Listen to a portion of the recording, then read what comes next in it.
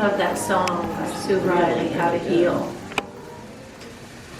Because that's really what we've been talking about this month. The Ho'oponopono prayer is about healing. And so today we're on I think it's the third phrase. It doesn't matter. It's the third week that we're talking about it. On Please Forgive Me. And my talk is called Go On, Forgive. So it's like, go on, forgive. Or just go on and forgive. Just go on. Go on with it. Because we have to.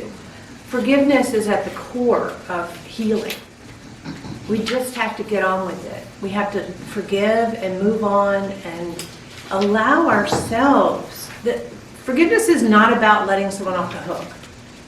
Forgiveness is for our own freedom. Freeing ourselves to heal and to be more present. So the Ho'oponopono prayer, in whatever order you would like to do that, this is the order that I learned it. I'm sorry, please forgive me, thank you. And some people say thank you for forgiving me.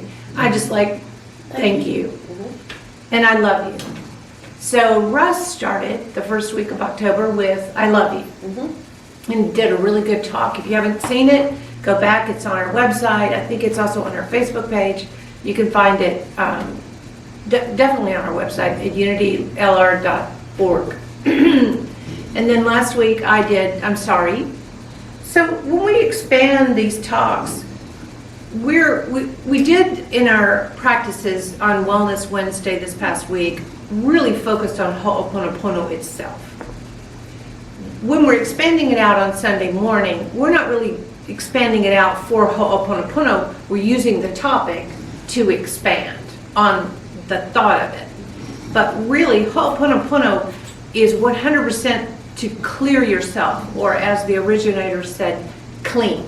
You know, it's all about yourself. But as I talk about forgiveness today, I'm going to speak a little bit more about the exchange of forgiveness. But I wanted to revisit this quote by the woman who taught, the gentleman who took Ho'oponopono out into the world was, I'll talk about him next, but he learned it from this lady who is a kahuna, or she was a kahuna of a long lineage of healers, which are kahuna in Hawaii.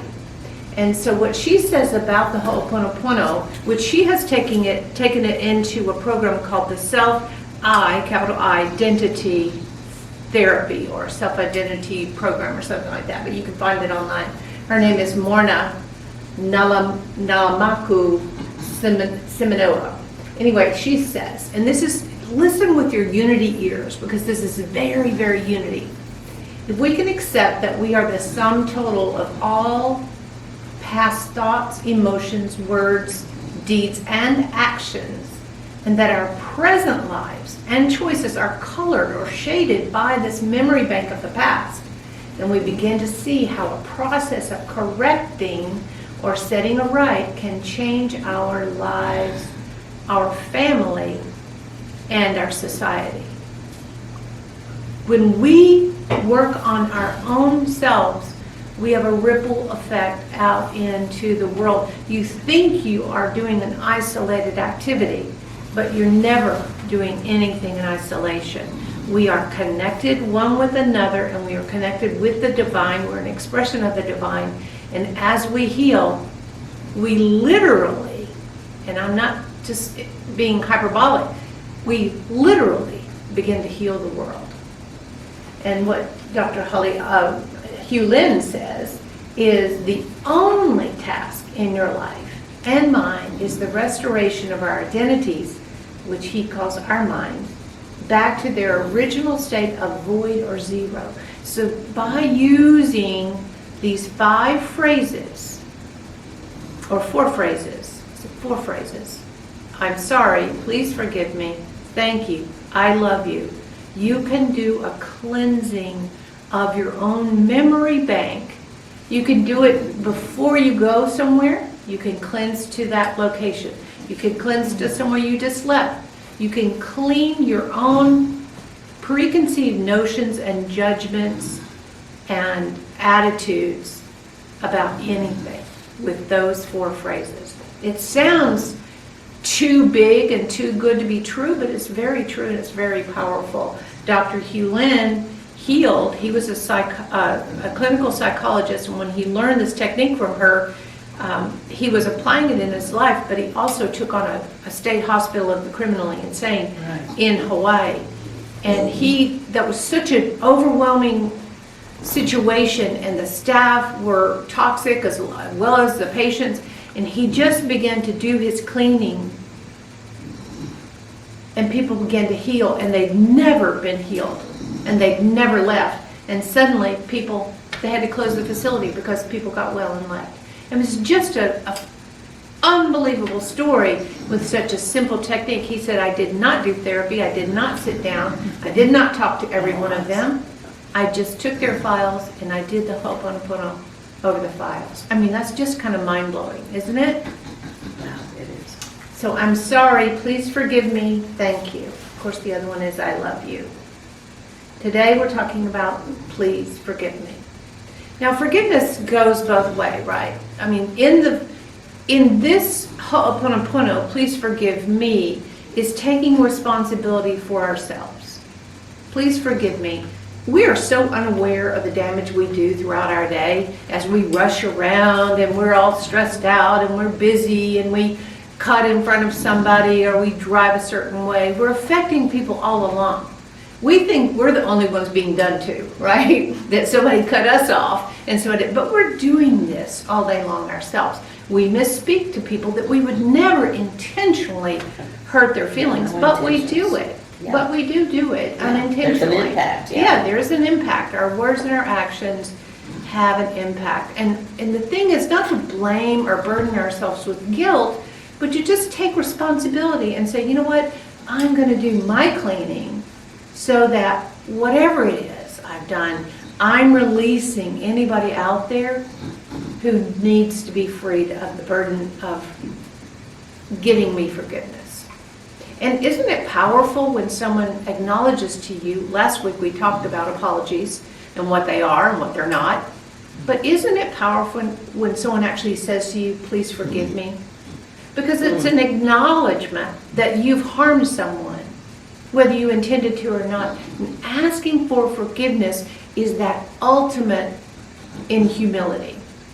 It's like, you know what, I'm wrong, and please forgive me, because it wasn't my intention to hurt you. But when you say, please forgive me, then you follow it up with your intention not to repeat that harm, as we talked about last week. It's very powerful. So in Matthew 18:21 and 22, Peter, one of the disciples, said to Jesus, Lord, if another member of the church sins against me, and in unity we talk about error thoughts and error words, those things that I was just describing as being, that's what is called sin, right? We don't intentionally sin. We are errors. We make errors because, first of all, many times we don't know any better. We learned a certain behavior in our family of origin that can be toxic. We've all had those moments where we realize, oh, that's the way we've always been, but you know what? That's not really conducive to harmony and loving, balanced relationships. So anyway, he says, if someone in the church sins against me, how often should I forgive? As many as 7 times? And he thought, boy, did I have to go 7 times? He really thought that was generous, right? He's speaking to the master teacher. And Jesus said, no, not 7 times, but I tell you 77 times. And in some interpretations, it's 7 times 7, or 70 times 7, or 77 times 77. I mean, there are all kinds of interpretations of how many times, but it's a lot. Have you ever tried to forgive someone and write it down 77 times? Edwina Gaines talks about how she used this in her book of Prosperity. She talks about how she used this this little piece, and she just started applying it 77 times. She wrote down, I forgive you, 77 times, and things started happening, because by the time you've written it 77 times, you have impressed it into your consciousness and you mean it. So I love the Greater Good Science Center of Berkeley, California, University of California at Berkeley.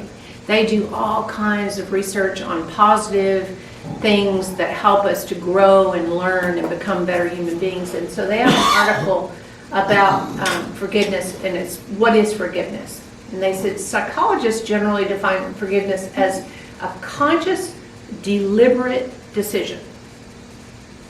A conscious, deliberate decision to release feelings of resentment or vengeance toward a person or a group who has harmed you, and I would even say who you perceived has harmed you, regardless of whether they actually deserve your forgiveness.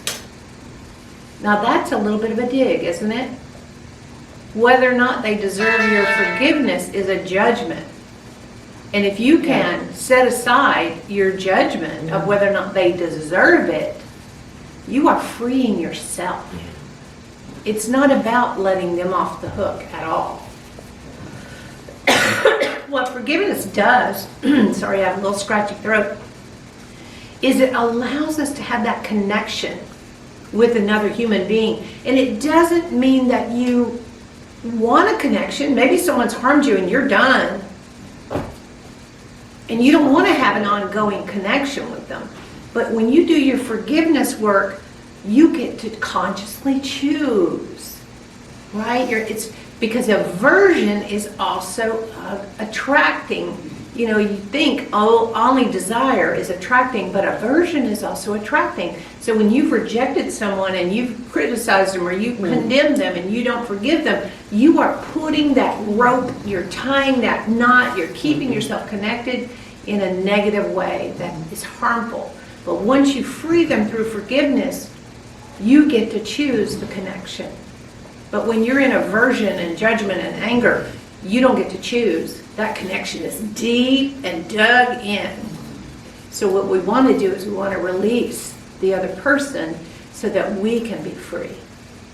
Doesn't mean we say what they did is okay. What forgiveness is not, the experts say, who study forgiveness as, you know, and they teach forgiveness, and they make clear that when you forgive, you're not glossing over or denying the seriousness of an offense against you. Forgiveness does not mean forgetting. We had this conversation on one of the Wednesday nights. Somebody said, well, you don't forgive unless you can forget. Yeah. And I said, no, that's really not the way we see it at Unity.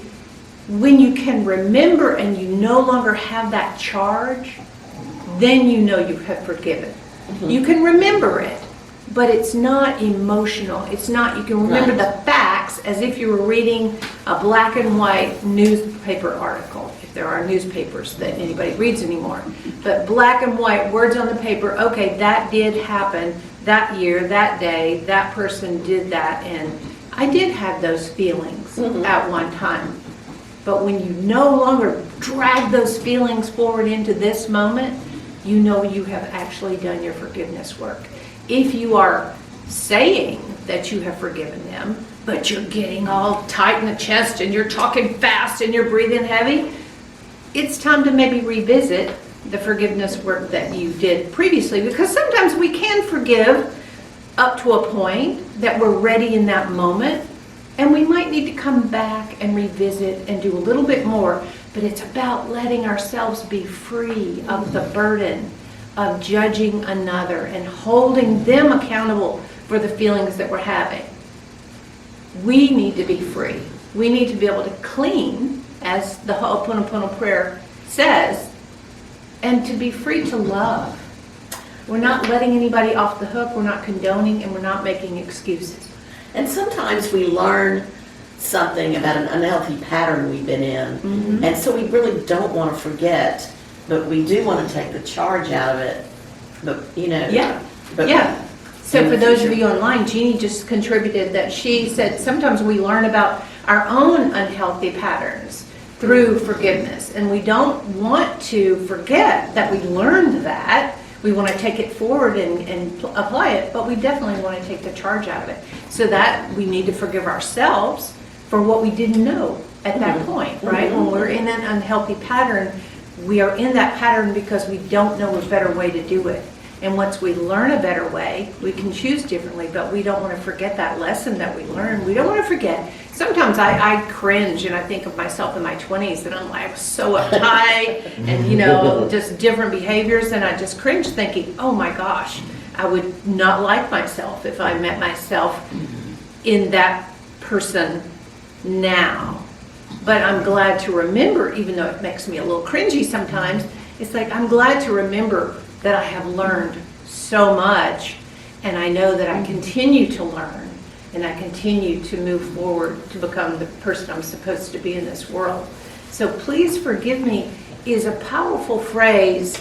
We don't want to use it to manipulate anybody, right? We don't want it to say, oh, you're mad at me, please forgive me, please forgive me. No.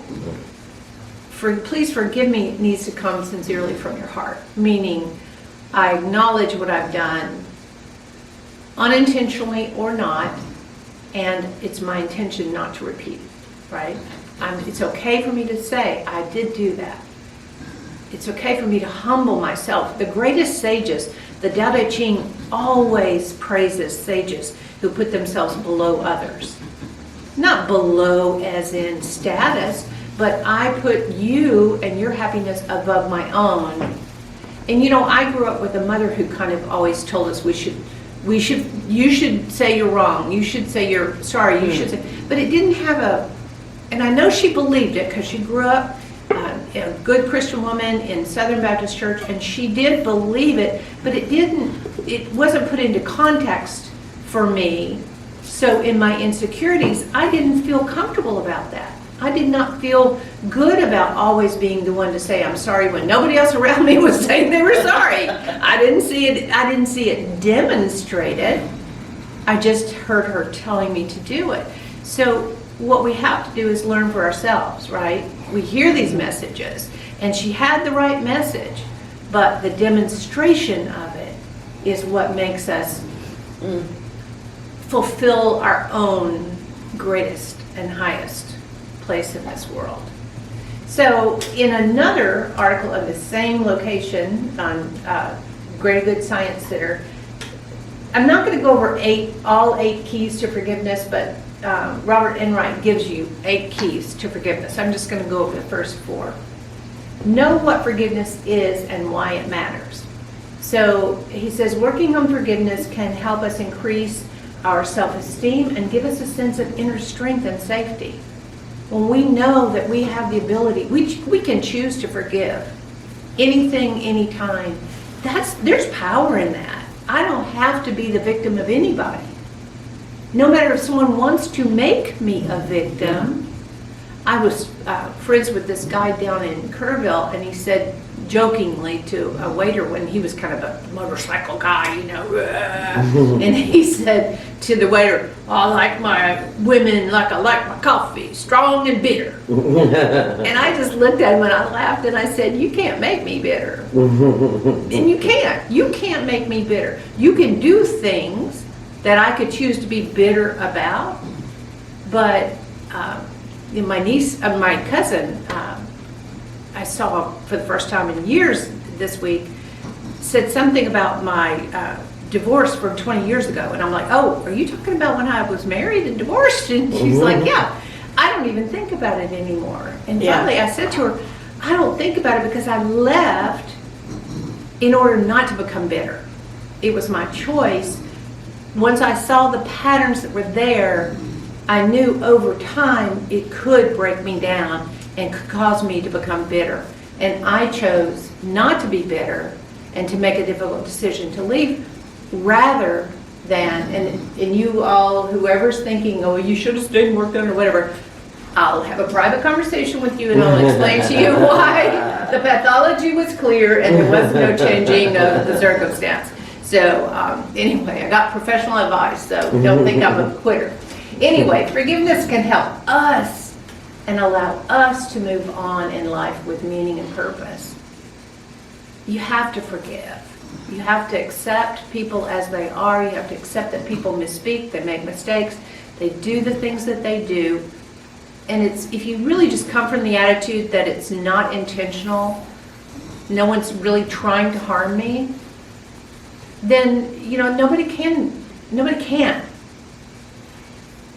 The third point under this is why it matters. It's been shown to decrease depression, anxiety, unhealthy anger, and the symptoms of PTSD.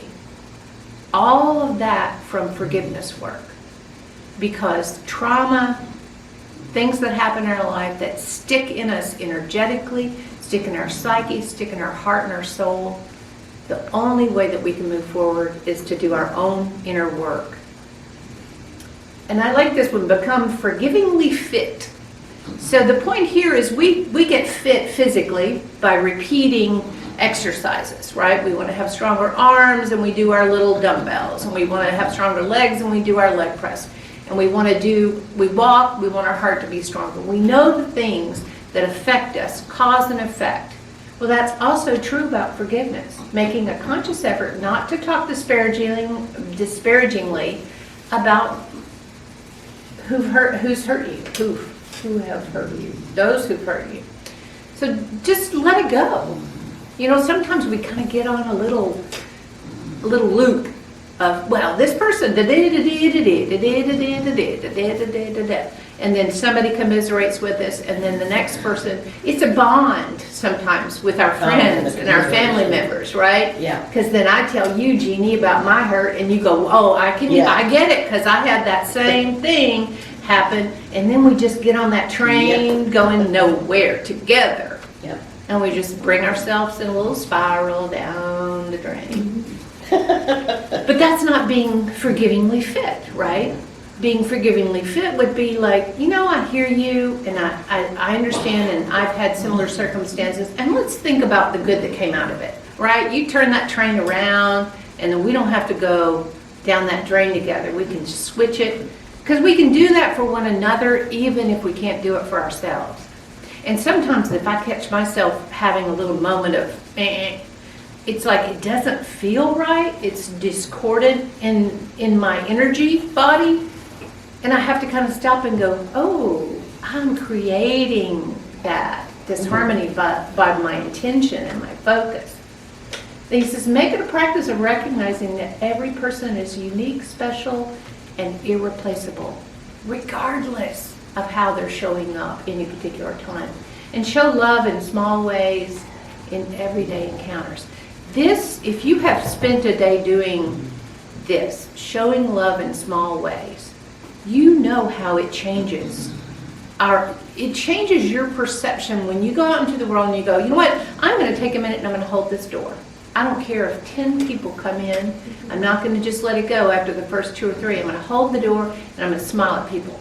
Or that person who's checking, and never looking up, and you take a moment and you say something and acknowledge them, let them know they've been seen and that you value what they're doing. Little things like that are so seemingly insignificant.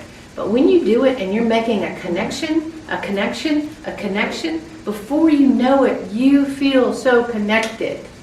You don't want to let that go and harm your own self by being unforgiving.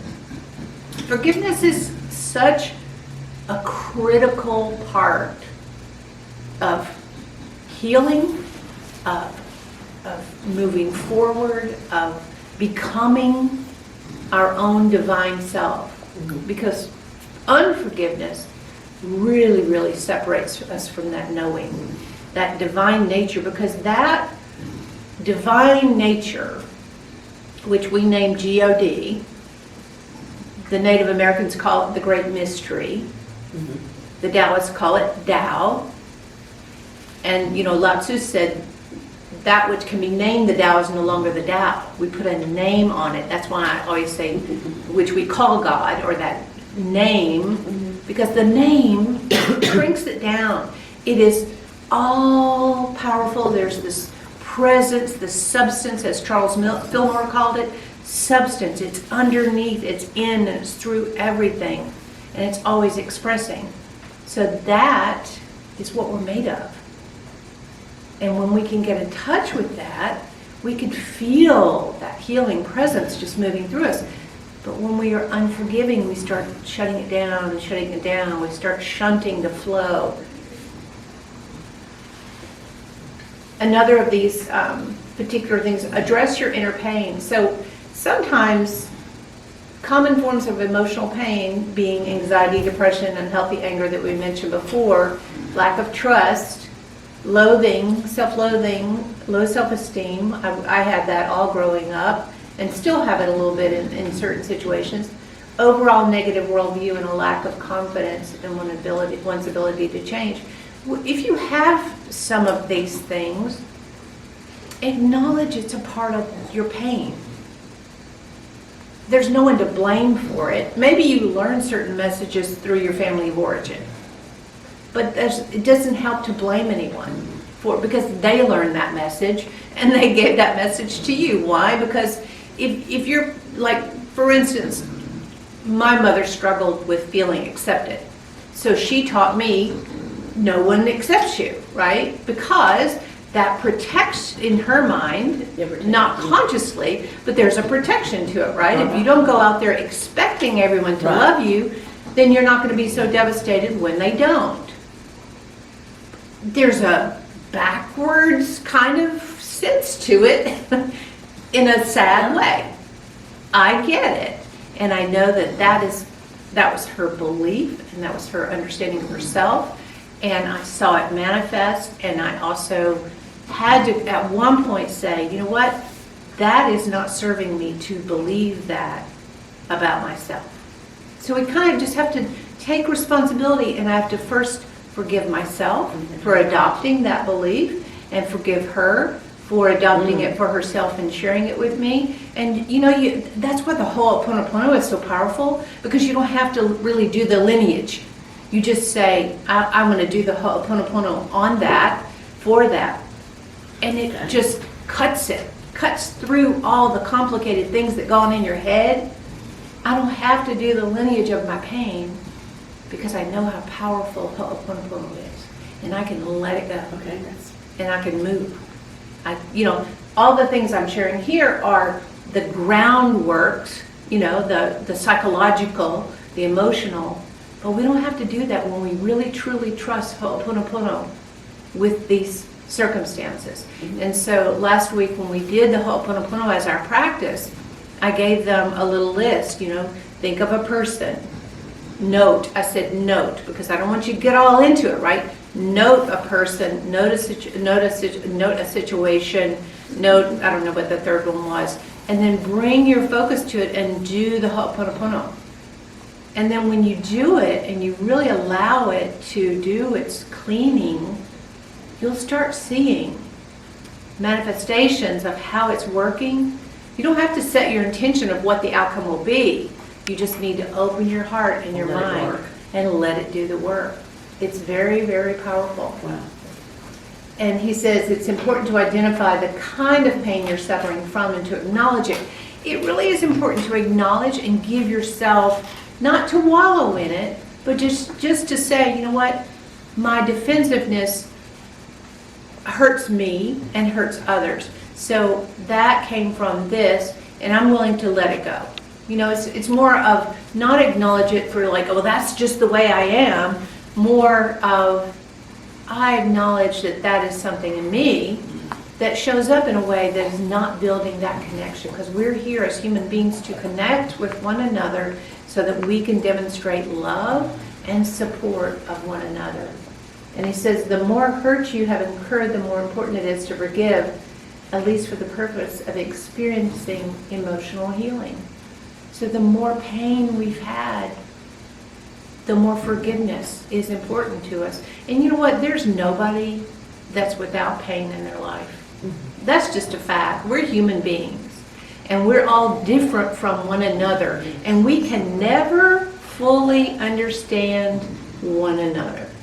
That's just a fact. How many of us have just spent our whole life hoping somebody would understand us? Just one person. Yeah, could somebody please understand me? If I can't understand myself, how can I expect someone else to understand me? I have always just, somebody please see me. I'm the youngest of 7, right? See me. I'm here. Please understand me. I feel weird. I feel different from other people. I think differently. I say things differently. Nobody gets me, right? We just want somebody to own that divinity within us. And that connection we can have with others is not on this level of I get you as a human being, but I get you from your divinity. You know, the namaste, the light in me beholds the light in you. That is where we connect. That is how we can move forward together. And so the next one is developing a forgiving mind through empathy.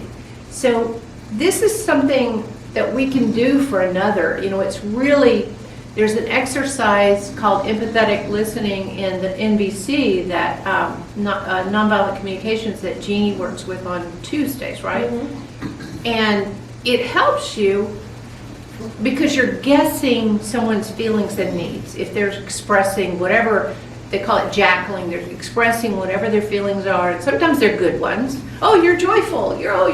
But you know, a lot of times it's not.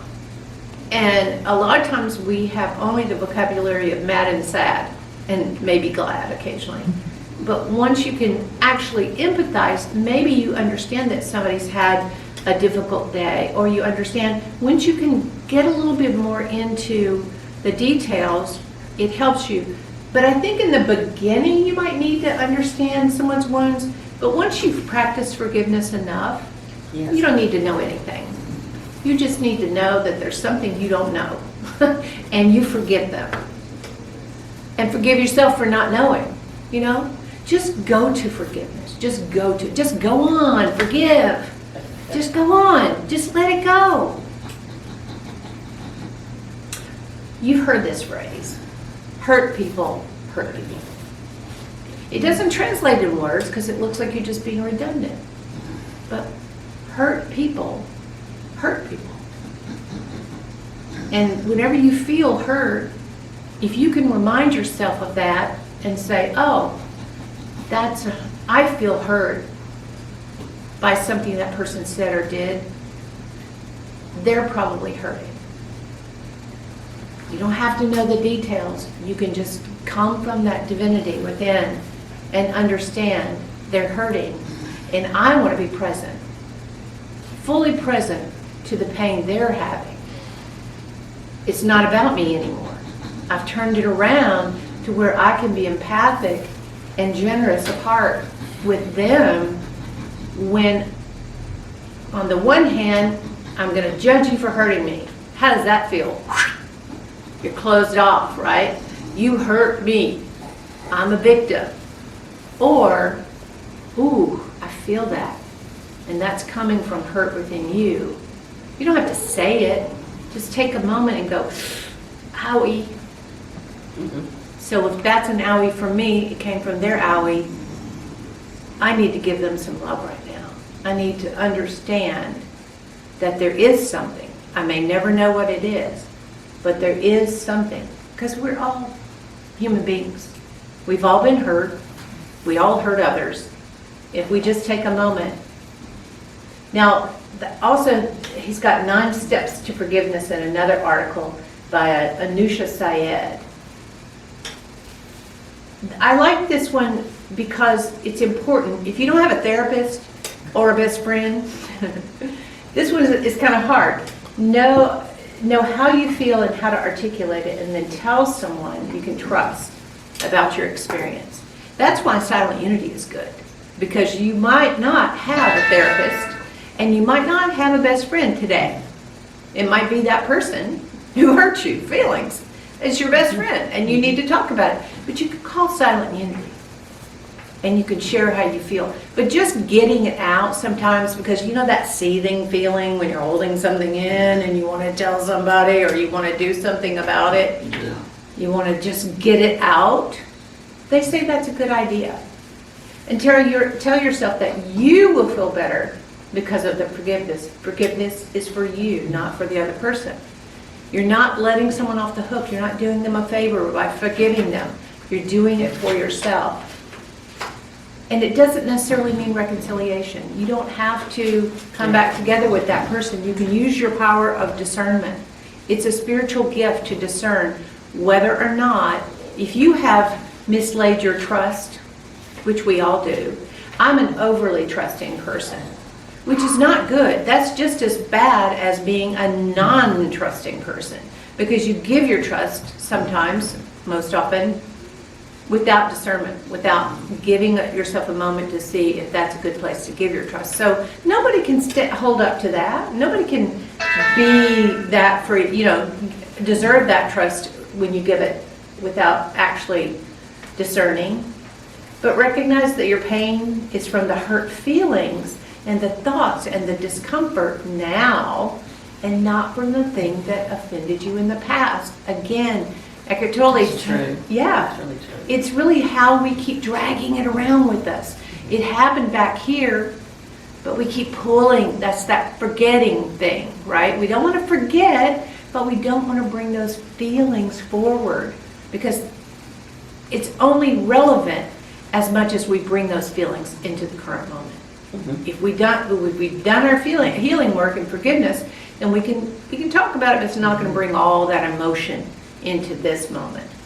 And if you need to soothe yourself, we often need to just calm down, right? We're just having a lot of feelings. I'm very empathic, so sometimes I'm having feelings. It happened recently. I had this huge emotional reaction to something. I'm like, this is irrationally huge. But I didn't know I was also picking up on someone else's feelings. And it exacerbated, because when I lowered my vibe into that frustration zone, then I synced up with someone else who was also in that, and I didn't know it. So it was like, it happens. We get so overblown, and it's not even about that. And if I needed to justify, which is what happens a lot of times when we have a huge reaction, if we're overreacting, which is what I did do, but because of being an empath, you just kind of, but when you overreact, sometimes we double down on making it about the other person to justify why we're overreacting, rather than saying, as I did in that moment, I haven't had this big of a reaction in decades, and I'm really uncomfortable, but it is how I feel. And that was before I started to unravel it. But I wanted to own that it was my feelings, and I'm not blaming someone else for the hugeness of my feelings. The frustration I felt, yes, that was due to something else. But you see what I'm saying? There's just a discernment we have to have as where we are and what our ownership is. And don't expect others to act in the way you think they should. You just can't. You can't tell people how to feel. You know how people tell you, oh, you shouldn't feel that way. And sometimes we even say that ourselves, right? Oh, you shouldn't feel that way. That's the worst thing you could ever say, because people feel the way they feel. Okay, 7, 8, and 9. Find another way to achieve the positive outcome. So whatever it was that you feel thwarted your, whatever it was, just be like water and flow around the boulder. Find another way to get, don't keep going at that situation. I need to change you so that I can get the outcome I want. No, I forgive you. I asked you for what I needed. You said no. I don't have to be mad at you. I don't even have to forgive you. You get to say no to me. Right? You get to say no. I just need to flow around it. Find another way to get it done. And look for the bright side. Focus on what's going well for you and reframe the way you look at things. And it's usually the past that we're dragging around. But it doesn't have to be. It could be 5 seconds ago. And remind yourself of your choice. I choose to be the person to forgive. I just like this graphic that says, forgive the negative people. They learn too many lies. They learn too many lies. Yes, it should be 200, but I think this was supposed to be a child writing it. Release is the best thing we can do. Just go on and forgive. Just let it go. And at the end of the month, next week, Russ will be talking about thank you as a part of the 4 parts of the prayer. And then the last week, we'll be talking about letting it go. Just release, let it go. And he wanted to do this honoring of grief. And so along with letting it go, we're having this display of loved ones. If you didn't hear him articulate it last week, listen back to that recording. But bring your images, or even if you, as he said, if you don't have an image of the person that you would like to honor who's no longer here in physical form, just write their name down. Okay. So I see that there are a couple of names just written here. There's some images that are here, there's some, but we'd like to fill the table as much as you're comfortable. Okay. But you don't have, even if you don't want to write the full name, you could just write initials. You could just put a symbol, whatever you want to do, just to say, I want to honor this person. And then we'll do that the last week. So your practice for this week is to forgive, to really quiet your mind and allow yourself to reveal from that inner place, what is it that you have still to forgive of yourself and of others, and then choose it. Choose forgiveness and let it go. Don't let that unforgiveness linger, hang on to you like a little monkey on your back. Just let it go. So let's take a moment, and one way we can really move forward with forgiveness is to know that we are one another, right? Namaste. I behold, the light in me beholds the light in you. This song by Tom Kimmel is See Myself in You. If I met you on the corner, would I